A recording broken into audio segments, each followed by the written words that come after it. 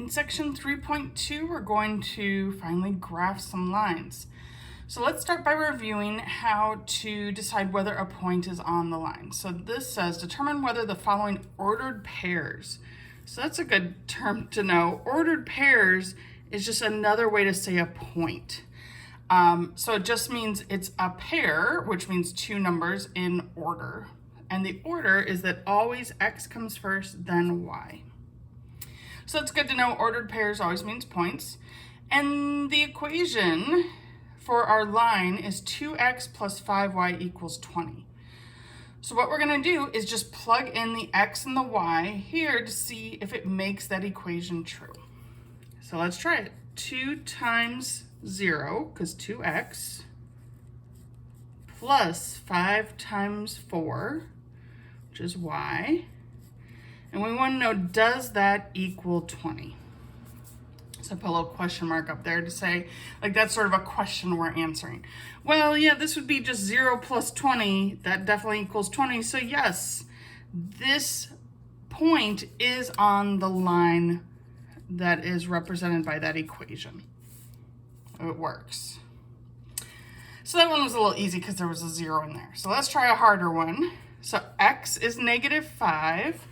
Change colors here. So instead of the x, I'm going to put a -5, 2 times -5. And then instead of y, we're going to put the 6, plus 5 times 6. And we want to know, does that equal 20? So we do the multiplications again. This one would be -10 plus 30. Ooh, -10 plus 30 does equal 20. So this is another one that's a yes. This point is on this line. All right, well, one of these is bound to be no, right? So let's try this last one. So first number is x, second number is y. 2 times 2 plus 5 times 3. Does that equal 20? 4 plus 15, oh, it's close, but it does not equal 20. So when we put a slash or an equal sign, that means not equal. And so this point is not on the line. That makes sense. Hopefully those kind of problems shouldn't be too hard, but it is something where you should be showing at least one step of work to demonstrate you plugged it in and simplified. All right, well, that's how to, if they give you points, how to decide. But really when we're graphing a line, the idea is we need to find the points. So in this problem, in number 2, we have an equation of a line. And I should mention that what makes this the equation of a line is that both x and y are to the first power. All right, nothing's being squared. There's no square roots or anything like that. So same here. It's just x and y, no exponents or anything. So that's how you can tell whether it's an equation of a line. So some of the tables in our homework will give you what x values to plug in. Others, like this one, will be blank. So what to look for to decide what x is to plug in is actually the equation. If it's a whole number like this, just 3, then it doesn't really matter what x's you plug in. Anything should work.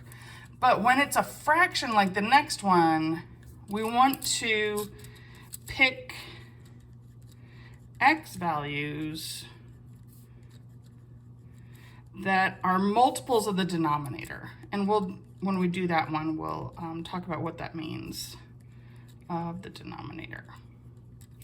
But in this first one, it's a whole number, just 3x. So it shouldn't matter what I plug in. So I'm just gonna, I don't wanna mess with negatives if I don't have to. So 0, 1, 2, 3, 4. You could pick negatives, you could pick decimals and fractions. If it's blank like this, you can pick whatever x you want, but I'm gonna pick the ones that feel easiest to me. So then in the middle here, the intention is for us to show some work, of course. So we're picking an x, we can pick any x's we want, and then we plug in to find y. So y is 3 times 0 plus 1. Well, that would be 0 plus 1, so that's 1. So the point that's on the line is 0, 1. So let's already put a point there. So this is the point, x is 0, y is 1. Remember, x is the horizontal axis always, y is the vertical axis. All right, let's see what happens when x equals 1. So y is going to be 3 times 1 plus 1. And I'm just plugging in the x's that we picked. 3 times 1 is 3, plus 1 is 4. So the next point is the point 1, 4. I use this x value and the y we just found. And so then I go find that point on the graph. Here's x equals 1, and then y equals 1, 2, 3, 4. So this is our next point. All right, let's keep going. When x is 2, y is 3 times 2 plus 1. Well, that would be 6 plus 1, which is 7. So the point is 2, 7. So I go over where x is 2 and then up 1, 2, 3, 4, 5, 6, 7. And I'm already sort of towards the top of my my axes here. And that's why a lot of times they have you plug in negatives, is because, you know, I can still plug in 3 and 4, but they're not going to be points I can really graph very well. So why don't I just try -3? Let's throw in a negative here. I can change it around, right? So -3, maybe we'll get a point that we can actually graph that will fit on these axes. 3 times -3 plus 1. Now it's a little trickier with negatives. This would be -9 plus 1, but adding 1 is going to make it less negative. So we get -8. So the point is -3, -8. So here's where x is -3. And then I need to go down where y is -8. I think that's down at the bottom of the graph, but let me make sure I counted right. Yep.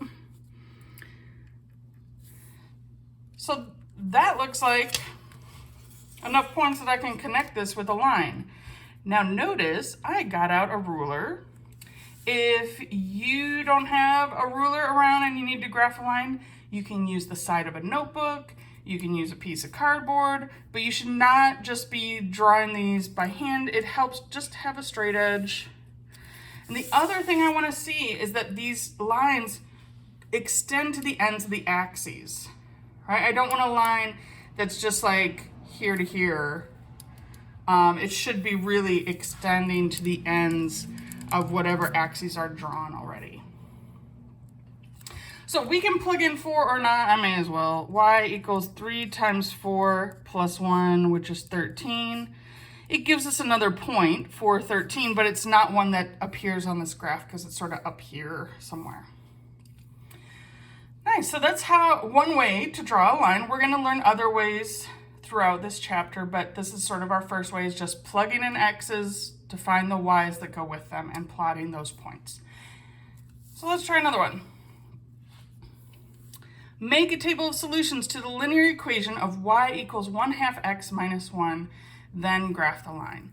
Now, when we have a fraction like this, I know fractions for some of us are, let's just say a place where we can improve. One way we can improve with fractions is to recognize the tricks to sort of make them easier. And so the trick with plugging in x's is, if I can pick the x's, let's pick x's that are multiples of this denominator. So what I mean by that is that -4, -2, 0, 2, and 4 are going to cancel with the 1/2 because these are all numbers divisible by 2. If we picked an odd number, it wouldn't be wrong, but we would get a decimal or a fraction for our y. But if you pick x values that are multiples of whatever's in the bottom of the fraction, it'll work out to the y's are going to be whole numbers. So if this were 1/3, I would pick like 6 and 3. If this were 1/4, I would pick like 4 and 8. So numbers that are multiples of whatever that denominator is. All right, so let's see why that works. And I picked some negatives here. Again, you don't have to. If it's open like this, you can pick whatever you want. But let's try with some negatives. It's good practice. So y is 1/2 times -4. Now remember, all a fraction is dividing. Negative 4 divided by 2 is negative 2. I'm just dividing negative 4 divided by 2 and then subtracting 1. Negative 2 minus 1 is negative 3. All right, so I divided, it's just like this one up here, except here we had to multiply with a fraction its divide. So negative 4 divided by 2 and then minus 1. So the point is negative 4, negative 3. So let's find that on the graph. So we go back 4 in the x direction. X is horizontal, y is vertical. So here's negative 4. And then down 3 on the y-axis. So the point is right here. So that's our first point. Let's try with negative 2. So y is 1/2 times negative 2 minus 1. Well, negative 2 divided by 2 is negative 1. So this is just negative 1 minus 1, which is negative 2. So the point is negative 2, negative 2. So we go back 2, down 2, looks like right here. Okay, let's keep going. 0 is easy to plug in. 0 should always be one of the x's you pick, I would think, because 0 just goes away. 0 divided by 2 is 0, so we just get negative 1 here. So the y-intercept is 0, negative 1, the point that goes through the y-axis. All right, last couple. 1/2 times 2. Well, 2 divided by 2 is just 1, and 1 minus 1 is 0. So this is 2 comma 0. So we go where x equals 2, and then we don't go up or down. Last one, and maybe you're already seeing a pattern here, which is great. I'm still gonna show my work though. 4 divided by 2 is 2. 2 minus 1 makes 1. So we divide and then subtract. So the point is 4 comma 1. So we go over 1, 2, 3, 4, and then up 1 in the y direction. And if we've done this right, the point should fit nicely on a line. But when we draw this line, we're also going to extend it to the ends of the axes. We're not just going to connect these 5 points. We're going to make it start and stop at the ends of our drawing.